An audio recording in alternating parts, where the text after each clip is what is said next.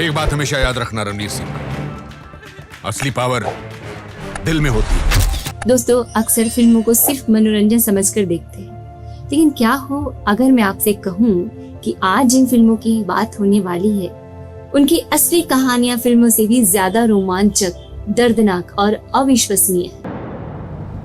असली पावर दिल में होती है। अरे मैं क्या करता यार, मेरी तो कुछ समझ में नहीं आ रहा था, मेरी तो फटी पड़ी थी। बॉलीवुड की 7 बेहतरीन फिल्में जिनकी असली कहानियां फिल्म से भी ज्यादा हैरान कर देने वाली है। और मैं जज की इज्जत कर रहा हूँ, नहीं तो यहीं ठोक दूंगा साले छोटू। The court is adjourned। एक नकली सीबीआई रेड, हम सीबीआई से असली वाले। एक खूंखार सीरियल किलर, तो ऐसे अपन काले से काले पे पैर रख के चलने लगे। एक भारतीय जासूस जिसने दुश्मन देश में रहकर भारत को बचाया। एक भूल, एक चूक हुई और तुम्हारी लाश जमीन पर पड़ी होगी। एक गैंगस्टर जिसकी जिंदगी पर बनी फिल्म ने करोड़ों रुपए कमाए। बनिएगा दिमाग, मियां भाई की डेयरिंग। और एक ऐसी प्रेम कहानी जिसने राजघरानों तक को हिला दिया। प्रेम की आग दोनों तरफ लगी हो तो जलती रहती है, वरना बुझ जाती है। मैं इस आग को जिंदा रखूंगी। तो आज हम जानेंगे बॉलीवुड की 7 ऐसी फिल्मों के बारे में, उनके पीछे की सच्चाई के बारे में, जिन्होंने असली घटनाओं और असली लोगों से प्रेरणा लेकर इतिहास रच दिया।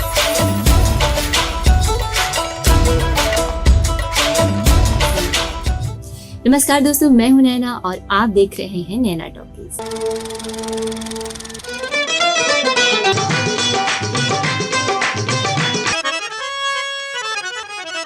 इस लिस्ट में नंबर 1 पर मौजूद कहानी इतनी खौफनाक है कि उसे सुनकर मुंबई के लोगों की रूह कांप उठी थी। तो चलिए स्टार्ट करते हैं। नंबर 7 पर है स्पेशल 26, जो कि साल 2013 में आई फिल्म। अक्षय कुमार की फिल्म स्पेशल 26 रिलीज होती है और दर्शक दंग रह जाते हैं। Let's make these bastards nervous। Sharma ji, आप कहा करते थे ना, कुछ बड़ा कर फिर रिटायर होते हैं। फोन टैप करो इनका। कुछ सोचा तूने? कहाँ पे? बॉम्बे। कल शाम के फ्लाइट से हम तीनों की बॉम्बे की टिकट्स बुक करो। लेकिन बहुत कम लोग जानते हैं दोस्तों कि यह कहानी कल्पना नहीं है। 1987 में मुंबई के मशहूर ज्वेलर्स त्रिभुवन दास भीमजी झावेरी पर कुछ लोगों ने खुद को सीबीआई अधिकारी बताकर छापा मारा। मुख्य आरोपी था मोहन सिंह।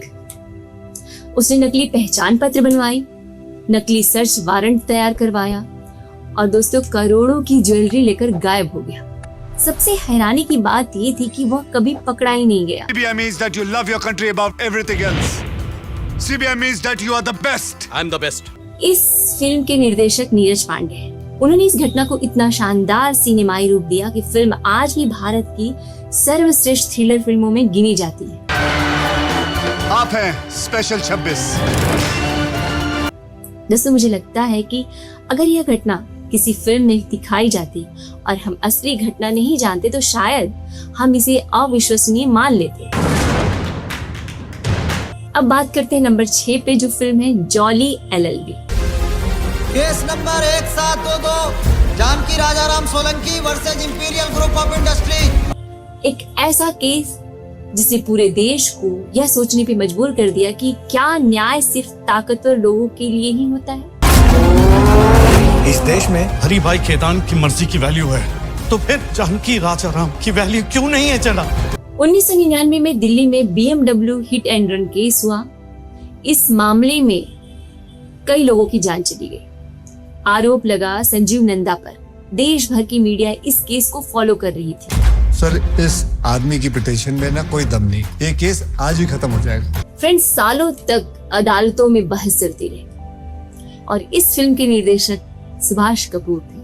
उन्होंने इस गंभीर मुद्दे को व्यंग और मनोरंजन के साथ पेश किया। अर्जेंट है, थोड़ा प्रेशर ज्यादा आ गया सर। क्या खाया था कल रात को? राजमा खाया था क्या? नहीं सर, छोले। आज तो इफेक्ट तो एक ही है ना। हाँ सर, लेकिन छोले में खट्टी डकारी ज्यादा आती है सर। लेकिन इसके पीछे छिपा सवाल आज भी वही है, क्या हर इंसान को बराबर न्याय मिलता है? जॉली LLB सिर्फ एक फिल्म नहीं बल्कि भारतीय न्याय व्यवस्था पर उठाया गया एक महत्वपूर्ण सवाल है। अब बात करते हैं नंबर 5 पे, जो कि फिल्म है जुबेदा। एक ऐसी प्रेम कहानी जिसमें प्यार था, त्याग था और समाज की बंदिशें भी। क्या बात बनेगी तुम आए हो तो इस रात की औकात बनेगी। जुबैदा बेगम एक अभिनेत्री थी। दोस्तों, उनकी मुलाकात हुई जोधपुर के महाराजा हनुमंत सिंह से। दोनों में प्यार हुआ, लेकिन दोनों अलग अलग धर्मों से थे। राज परिवार इस रिश्ते के खिलाफ था, फिर भी दोनों ने साथ रहने का फैसला किया। इस फिल्म के निर्देशक श्याम बेनेगल साहब हैं। इस फिल्म के लेखक खालिद मोहम्मद, जो खुद जुबैदा बेगम के बेटे हैं। यानी यह कहानी किसी बाहरी व्यक्ति की नहीं, बल्कि उनके अपने बेटे ने दुनिया को सुनाई।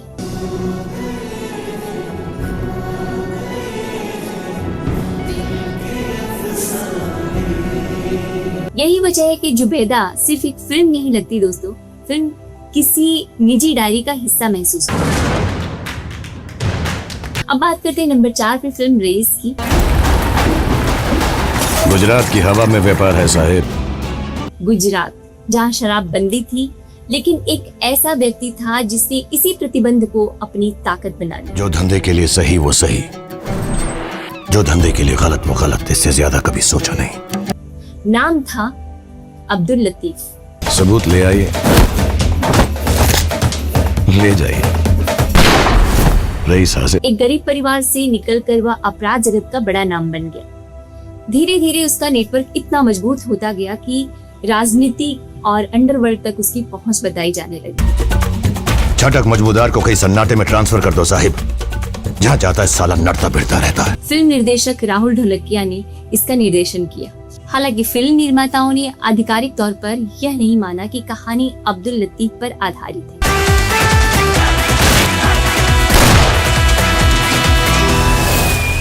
लेकिन दर्शकों ने दोनों के बीच समानताएं महसूस की। अपराध की दुनिया में पैसा और ताकत मिल सकती है, लेकिन अंत अक्सर एक जैसा ही होता है दोस्तों। एक दिन नाक में नकेल डाल के खींच के लेके जाऊंगा तुझे मैं यहाँ से। 1997 में पुलिस मुठभेड़ में अब्दुल लतीफ की मौत हो गई। अब बात करते हैं नंबर 3 पे, फिल्म जो है राजी। वतन के आगे कुछ नहीं। कल्पना कीजिए कि आप अपने देश के लिए दुश्मन देश में जाएं, वहाँ शादी करें, अपनी असली पहचान छिपाएं। वो आसमान देख रहे होंगे और हम उनके पांव तले से जमीन खींच लेंगे। और हर पल मौत का खतरा झेलें। सिर्फ वतन के झंडे पर अपनी याद छोड़ जाते हैं। जी हाँ, यह कहानी थी सहमत की। 1971 के युद्ध से पहले उन्हें पाकिस्तान भेजा गया। उन्होंने भारत को महत्वपूर्ण सैन्य जानकारियां पहुंचाई। इस फिल्म के निर्देशक मेघना गुलजार जी हैं। फिल्म हरिंदर सिक्का की किताब कॉलिंग्स अहमद पर आधारित थी। इन्फॉर्मेशन आपको हासिल हो, आप उसे आगे पास करते रहिए। आंख और कान हर वक्त खुले रहें। और आलिया भट्ट द्वारा निभाया गया किरदार दर्शकों के दिलों में बस गया। उन्होंने बहुत ही बेहतरीन अदायगी की इस फिल्म में। वतन के आगे कुछ नहीं, खुद भी नहीं। देशभक्ति सिर्फ सीमा पार खड़े सैनिकों की नहीं होती। कई बार कुछ अनजान चेहरे भी देश के लिए अपना सब कुछ कुर्बान कर देते हैं। मैं नहीं मानता हमारा देश दुनिया का सबसे महान देश है। दोस्तों, नंबर 2 की जो फिल्म है वो है स्वदेश। परंपरा और संस्कार के बिना हमारा देश यूं होता जैसे आत्मा बिना शरीर। मेरी पर्सनल पसंद की बात करूँ तो इस लिस्ट में स्वदेश सबसे प्रेरणादायक फिल्मों में से एक है। शादी के बाद घर में बंधे रहने की ये शर्त मुझे मंजूर नहीं।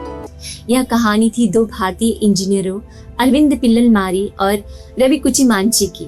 दोनों विदेश में शानदार जिंदगी जी रहे थे, लेकिन उन्होंने भारत लौटने का फैसला किया। उन्होंने एक आदिवासी गांव में बिजली पहुंचाने का मिशन शुरू किया। ये कहानी है मोहन भार्गव की, जो कामयाबी के शिखर पर है। इस फिल्म के निर्देशक आशुतोष गोवारिकर, उन्होंने इस कहानी को भावनात्मक और प्रेरणादायक तरीके से पर्दे पर उतारा। The core satellite is designed like a TRMM spacecraft and it will be launched in a non-function orbit. स्वदेश हमें याद दिलाती है कि इस देश में बदलने के लिए सत्ता नहीं, इरादे चाहिए। नंबर 1 पर जो फिल्म है वो है रमन राघव। हमारी लिस्ट की सबसे डरावनी कहानी। 1960 की मुंबई।